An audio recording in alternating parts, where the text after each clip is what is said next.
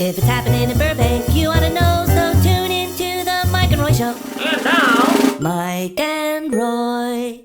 Hello, Burbankers, and welcome back to the Mike and Roy Show. This is our 2019 year-end show, and what we would like to do, well, we've done it for the past few years, is talk about what has happened the past year, what the good and the bad. Yeah, we're going to try to focus on some positive stuff first. We love Burbank. That's positive. Always have. And, not everybody always agrees with us. We don't always agree with each other, but that's part of democracy and what we do here. So it's a great city to live in. We haven't done as many shows this year, maybe as a few years past. You've gotten extremely busy with work. Things have gotten busier for me too. But we're hopeful for the future. I'm sorry to interrupt, but I think that's always been the fact with us and our shows, is that we have a positive outlook. Mm-hmm. Even though we recognize some of the things that are happening around us and in our community that we don't agree with, we still keep a positive outlook. Mm-hmm. We know it can get better, and we're working towards doing that, getting things better. Yeah. Well, what do you want to start with? You're my house, so you're my guest. Okay, well, you said let's start out with the good. Well, let's go. I couldn't think of anything, so you go first. The good is still I'm kidding. Our community Yes. and great groups in Burbank who keep an eye on what's going on in town. Groups like Save Burbank Neighborhoods, Burbank for Quiet Skies, Preserve Burbank, and these are groups that are active at city council meetings. They come with great information. They bring facts to our city council. Stuff that our city council, we can't expect them to do all the research and know all this. We depend on these community groups to bring that information to our city council members. What they are doing with that information is what we're also very concerned about. Not always what we hope for. Mm-hmm. And that's something moving forward into next year, into 2020. We hope that our city council will take that information from these great community groups and maybe listen to the community, listen to our needs and our desires, and work together with us moving forward. Well, and those groups that you mentioned, they're a really great source for new viewers that don't know about the Mike and Roy Show. There's us. We try to get some information out there. But these groups you're talking about in particular, Save Burbank Neighborhoods, Burbank for Quiet Skies, Preserve Burbank, they get a lot of information out. We have very little media coverage, independent media coverage in Burbank. That's a real challenge. If you're somebody who just kind of votes when it comes time to vote in the ballot box, and you've heard these names over the years for city council or staff and things like that, it's a natural thing. Oh, I remember that. But if you don't do your homework, sometimes you might end up voting for somebody you don't really agree with their line of thinking. So we encourage people, no matter what, to, like you're saying, look at these groups, learn from them. They're all on Facebook. They have websites, and they show up at city council meetings. Speaking of council, let me float this, because you and I had a few minutes of fun just now. We look back on some of our year-end shows from even 2 years ago, so 2017. We were talking about the city council, cutting down public speaking time at council meetings from 5 minutes to 3. And remember what they said about that. Well, this gives the community a better chance to express themselves. Sure. It gives them more time. That's BS. It doesn't give us more time. It gives us less time. It restricts us. And now with this whole thing about you can speak for 3 minutes in the opening public comment period, but not on if you want to speak on an agenda item, you can't do that if you spoke about that in the opening. It's ridiculous. It's also very confusing. We've seen how many meetings we've been to. The buzzer hits 3 minutes and they've barely got, a lot of people are not comfortable, unlike you and I, speaking on camera or in front of a large group of people, and they get flustered. 3 minutes goes like that, they're hardly even halfway through their thoughts, and it puts the mayor in a really uncomfortable situation trying to interrupt them, especially new people. They don't know what the buzzer is, and the 3 minute thing, that's our black lab shaking, that's Colby. But anyway, that has put a lot of people in a very odd position, and really those 2 minutes makes that much of a difference. How is that inviting to the public? I don't know. And once again, overturn that. Roy and I will request that we go back to the way it was. We had 5 minutes of public comment. Yeah. And then we were able to come back at the end of a meeting and hopefully rebut some of the things that the city council members have said that sometimes are not accurate. And we have a chance to come back and say, wait a minute, you said this, but this is actually the case. You said I said this, but I did not at all say that, I said this. And we need that opportunity again. So once again, we will formally request that we go back to the way it was, public comment. Yeah. And we'll see. The only people who really like it the way it is are our city council members and the city staff. How about look at what the community's needs are? Really, and by the way, speaking of that, it's not like it's every week anymore. Right. Is everybody in a race that much to get home, and council and staff?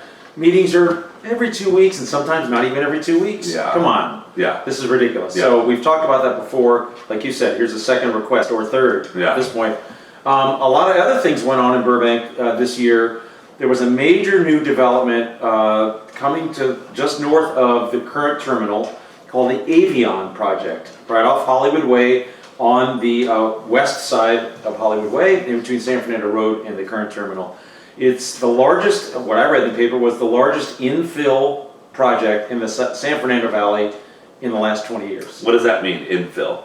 I'm not sure between that or a construction project. It didn't go into, I probably should have looked that up before, but it looked pretty imposing the way Yeah, it was it doesn't worded in the sound great, paper. does it? Yeah. If you've been on Hollywood Way lately, there's a lot of earth movers up there, massive machines. And we know what's going on with the earth below that, not good things. We have talked about that a lot. After Lockheed was done with that land, and Yeah. we know there's some bad chemicals and things down deep into the ground there. Yes, yes, Yeah. yes. But this was one thing, Mike, that I think a lot of us in the community didn't know much about. There was very little notice. I know they're going to say they noticed people that there was going to be a tour of this area. Very few people knew about it. My wife and I kind of heard through third, fourth hand. We went. We were about it as far as citizens. There was some city staff there, council, and the developer. And we got a nice ride around this massive property. So people in Burbank, let's get it down to the brass tacks here. They're very concerned about traffic. Yeah. We hear this all the time. People talk to us, you guys need to do a show about traffic. It's getting worse and worse and worse. Okay, we get about 90,000 car trips a day to Burbank daily. People coming here to work, that's great. People have jobs in Burbank, wonderful. School, whatever it is, going to St. Joe's. This project alone, the Avion project, is estimated by the developer, so that's always maybe on the low Yeah, side. sure. Conservative. 6,000 car trips a day, 6,000. That's a really, really big number to me. Yeah. And a number of us that live in this part of Northwest, I guess, Burbank, it doesn't bode well, I Yeah. don't think. And they've already admitted the traffic it's not mitigated. They can't mitigate it. Yeah. The number of cars, they're just saying it's gonna get a failing grade. Uh-huh. Props to Councilman Tim Murphy. He was the lone vote that said, I'm not gonna vote for this because of that. Yeah. Great reason. Great So- reason. And there's some good news. I want to give him Okay. a compliment. Great. I think that's great, and we appreciate Councilmember Murphy for actually, actually doing some homework and saying, well, this is not going to be good for our community. 6,000 more trips in, unless there's a plan. No, I don't think anybody is saying we don't want any new development. Right. We need smart development, development with a plan. And if there's no plan to mitigate that traffic problem, then that's a problem.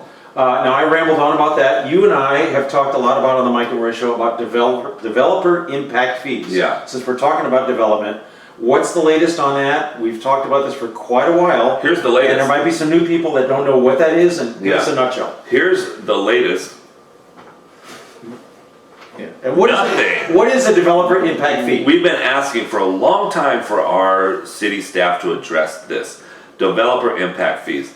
Developers, when they come into our community, work with the city, and in our surrounding cities, there is a fee per unit. Say a developer wants to build a 100-unit apartment complex. There is a fee per unit that we charge. And that's condos, whatever it is. Right.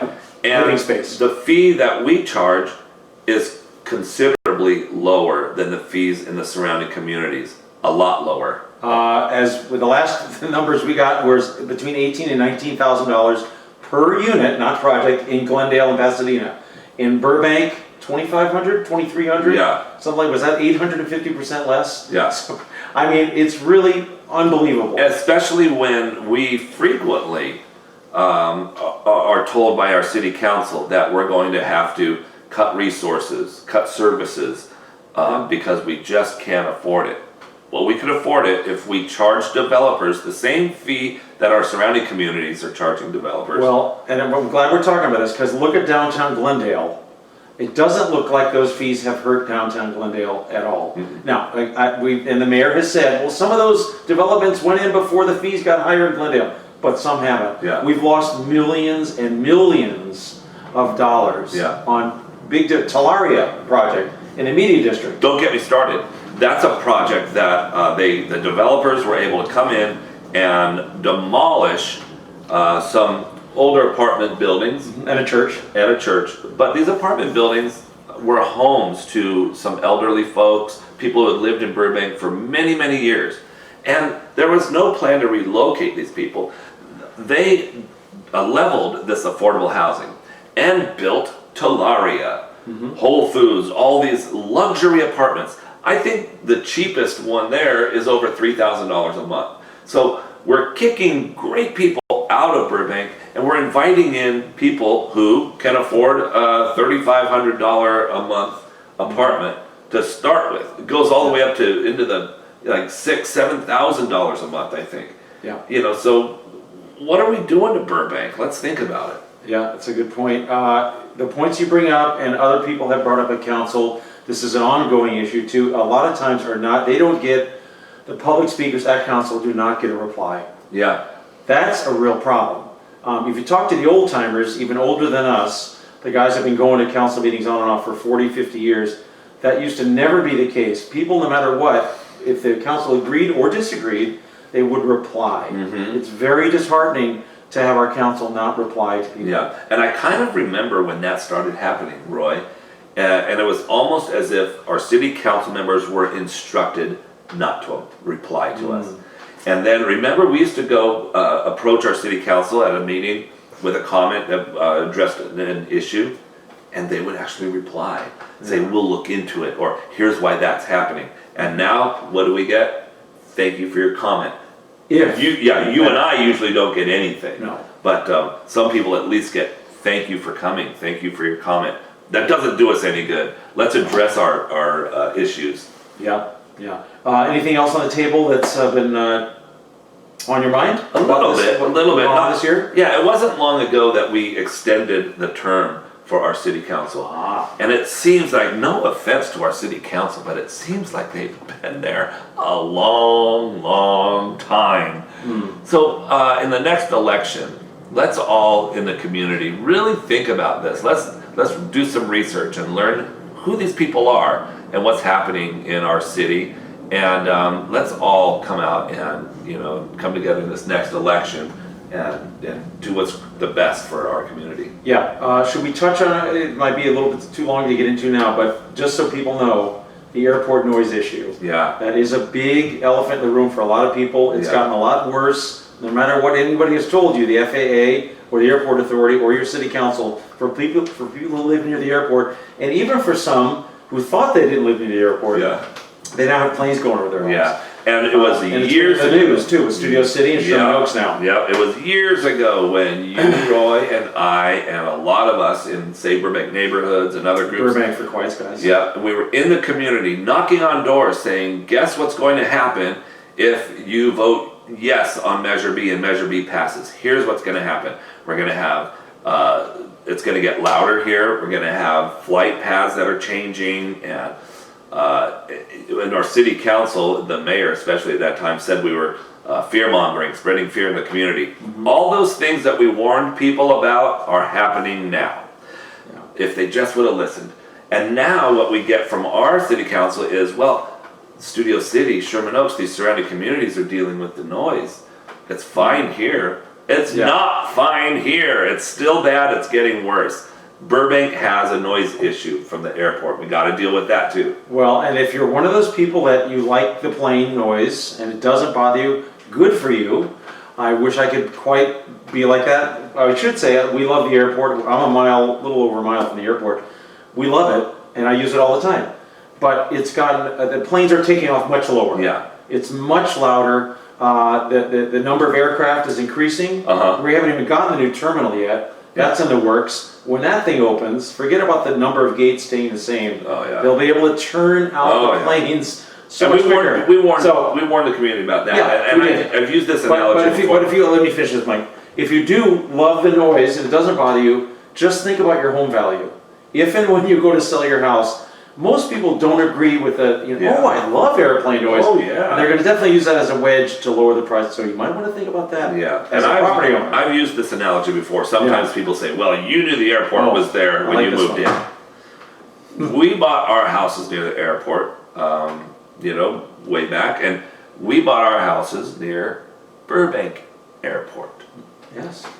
Now Burbank Airport is becoming LAX or Heathrow. Heathrow. So there are changes, and we're hoping that we can work together with our city council members and the council members from the city of LA who are now active in this issue, and get back to the way of life, the quality of life that we had when we bought near the Burbank Airport. That's right. Because the council's number one job is to what? Protect our quality of life. That's right. That's why they were in our safety. That's why they were elected. Yeah. And they need to be reminded that. Yeah. We love them, but sometimes we have to slap them on the hand and That's remind them right. what's going on. That's right. So let's keep a positive outlook for 2020 and work together as a community to better our community and to keep Burbank great.